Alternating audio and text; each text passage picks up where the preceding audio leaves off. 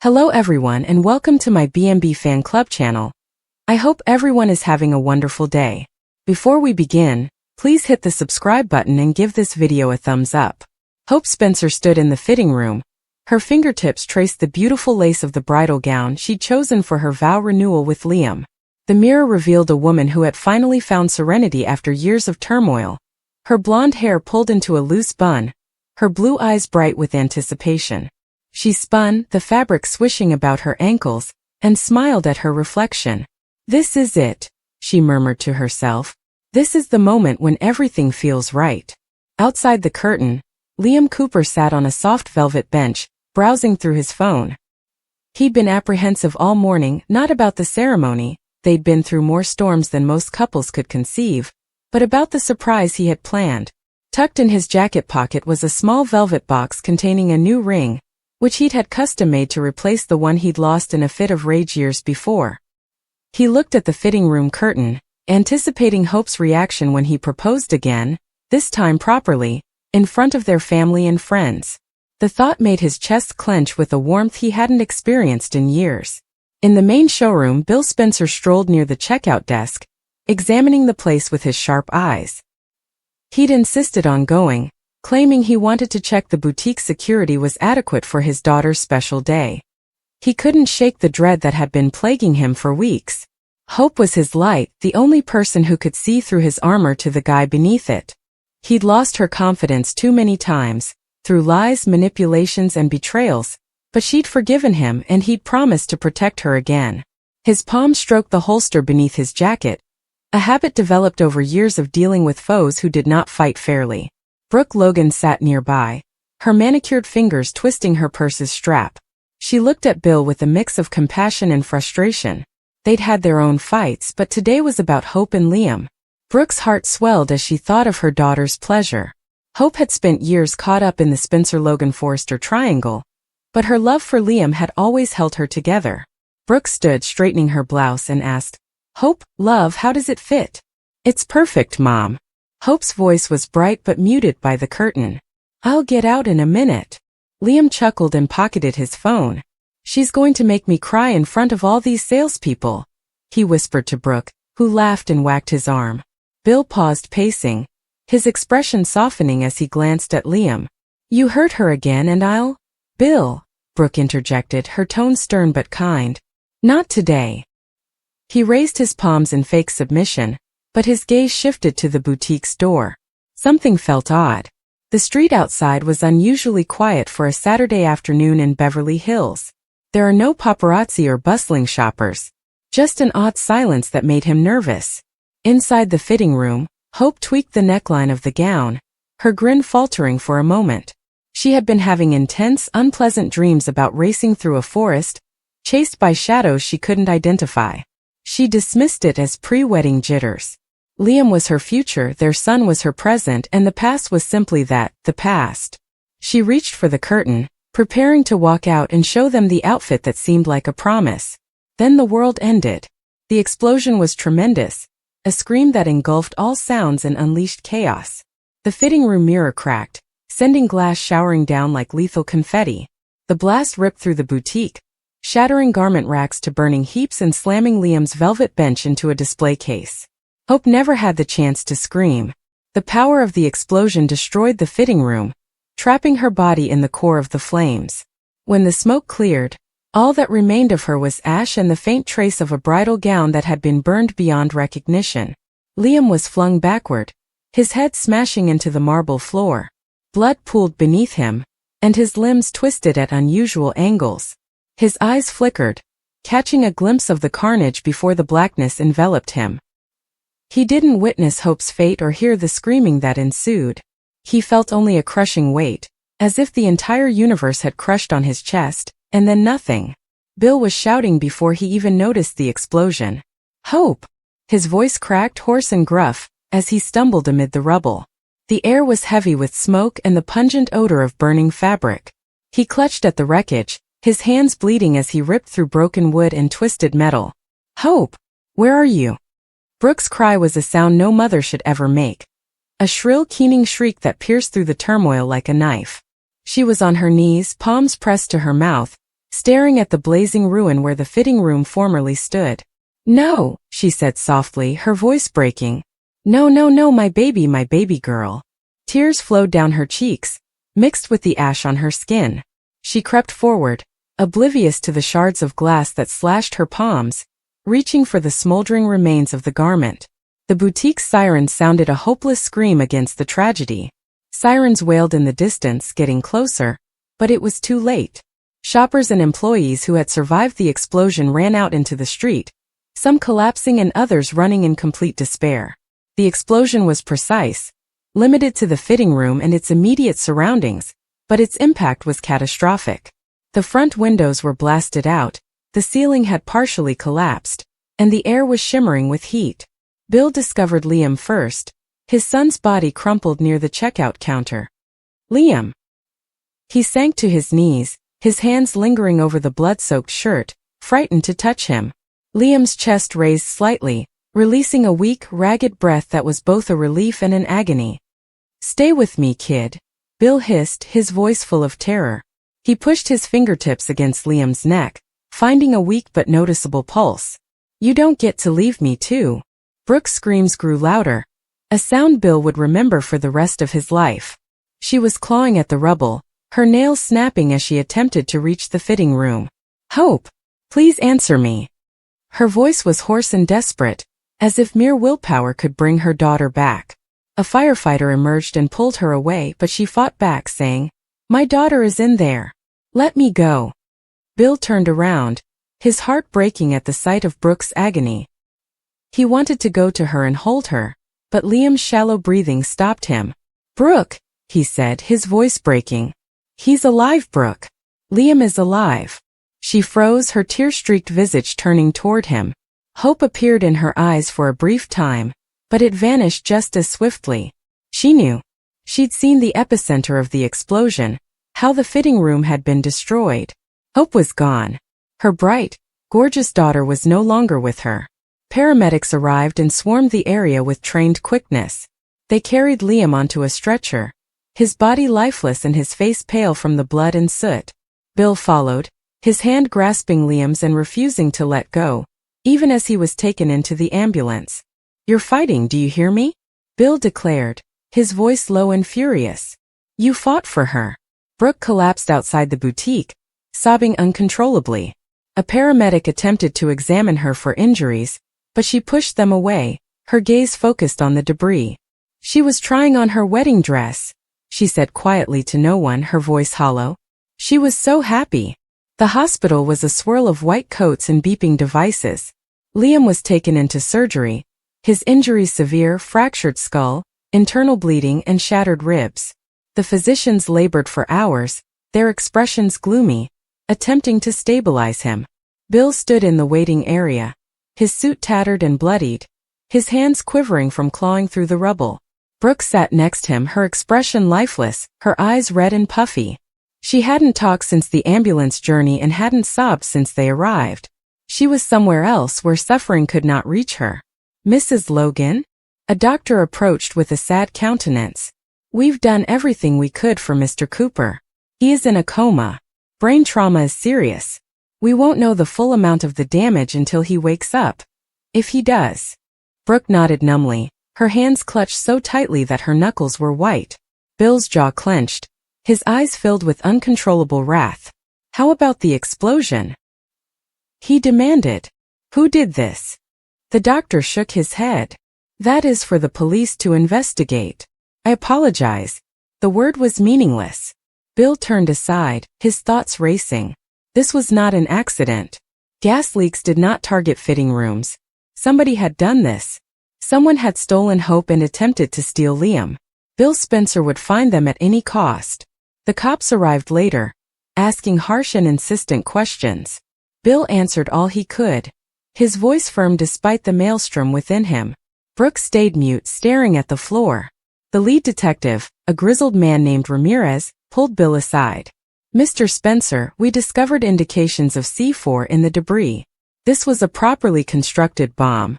Are there any adversaries you can think of?" Bill's laugh was harsh and hollow. "You'd need a phone book." Ramirez didn't smile.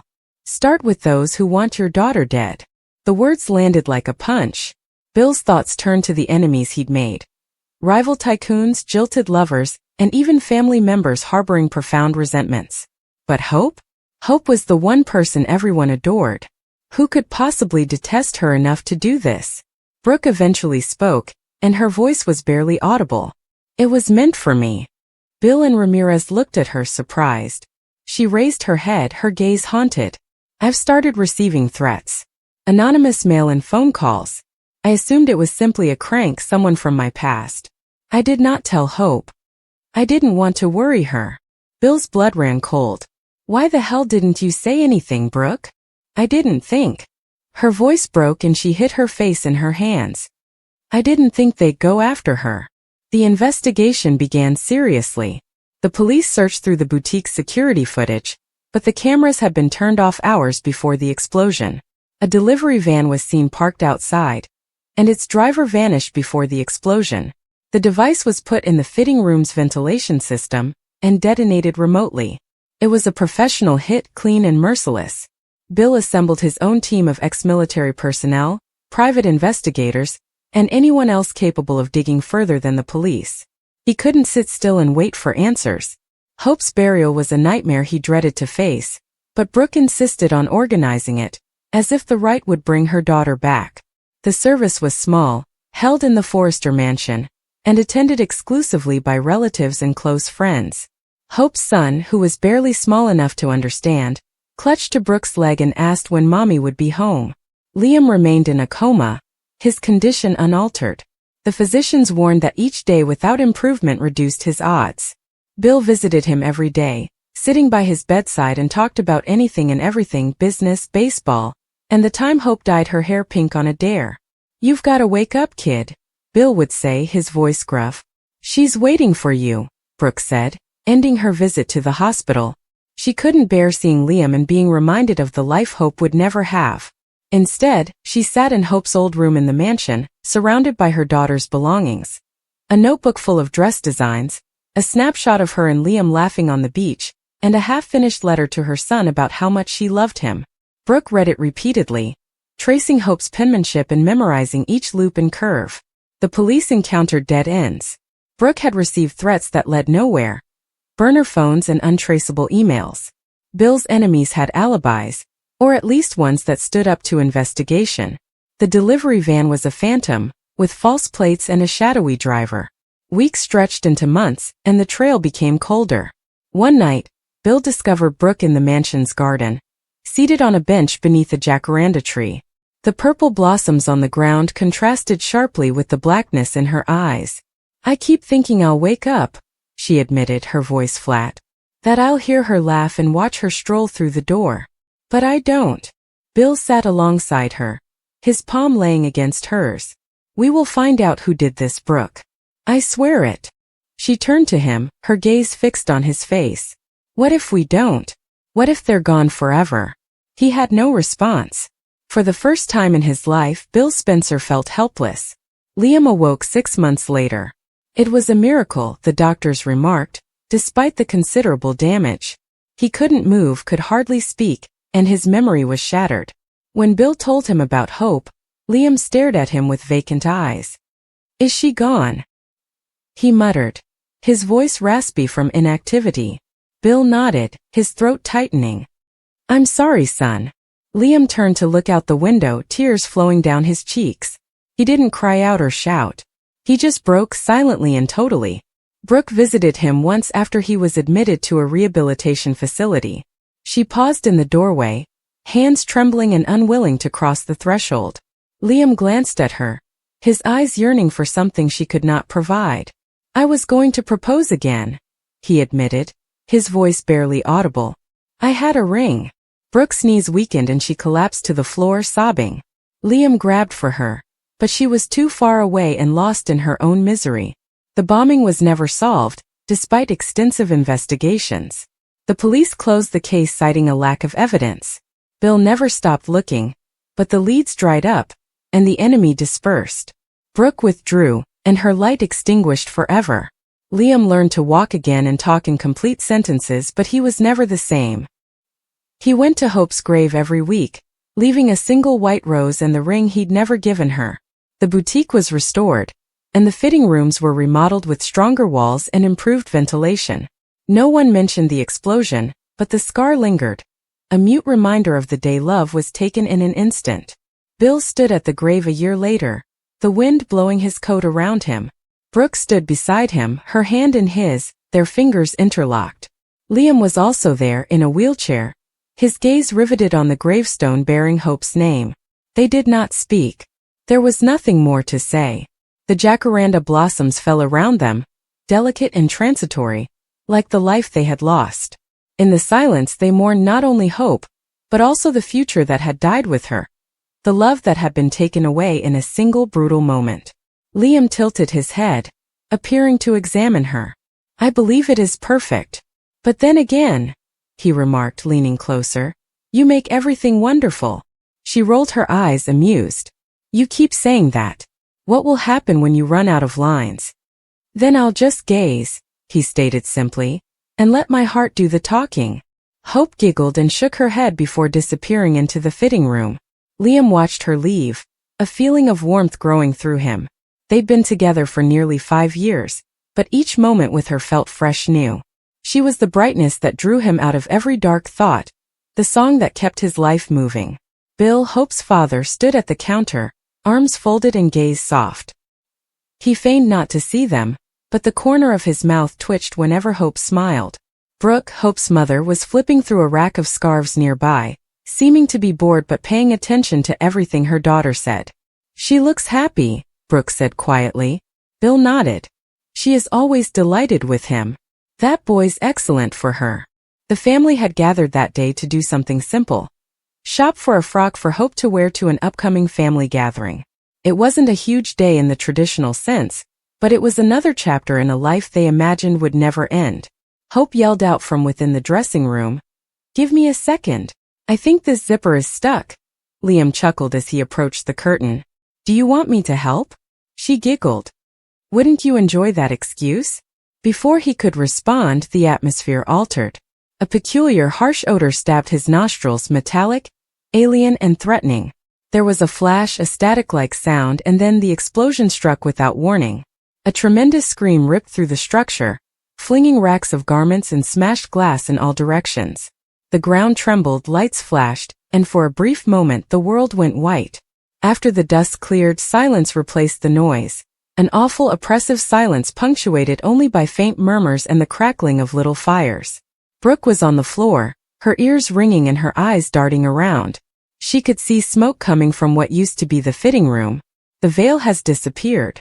Metal and wood pieces were strewn. And there, among the debris, Hope! Her voice cracked. "Hope!" Bill staggered to his feet, ignoring the gash in his forehead. He dashed toward the ruckus, his boots crunching against broken glass. "Hope!" he yelled, removing trash with quivering hands. Liam lay unmoving a few feet away, his body covered in dust and blood. His skull had struck something hard. The scene just outside Brooke's vision, however, absolutely halted his heart. Hope was lying still.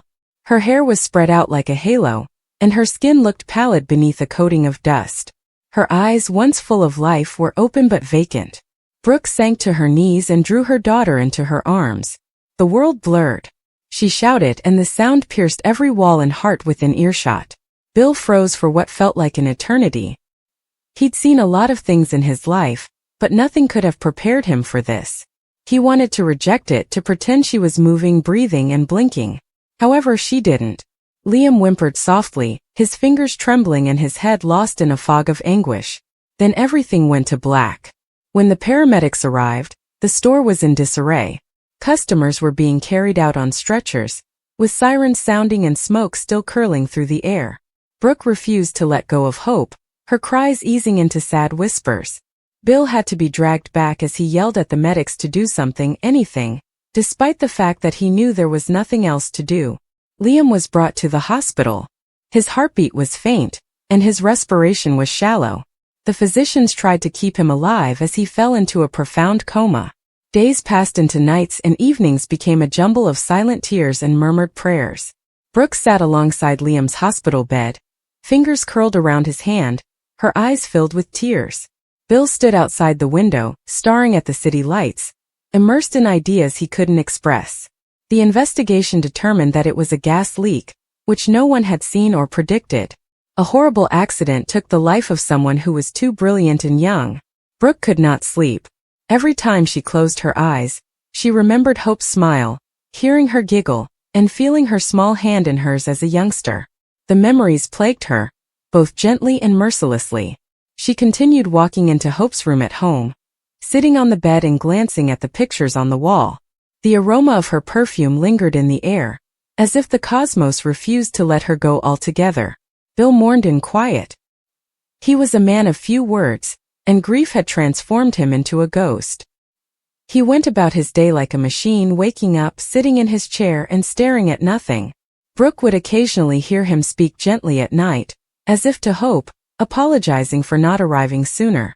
Liam stayed in the hospital for weeks. Machines beeped quietly beside him, keeping time with terrible precision. The doctors said he might not wake up. His brain had undergone tremendous harm. Brooke refused to take it. She came to see him every day, bringing flowers, reading him letters Hope had written, and speaking to him as if her voice could draw him back from wherever he was lost. Brooke was alone in the hospital room one evening as the sun began to set and the light turned gold. She stared at Liam's expressionless face, then at the photo on the table near the bed, which showed him and Hope laughing with their arms around each other. "You loved her so much," she said. "She loved you too. I think she'd like you to return, Liam. She would want you to live."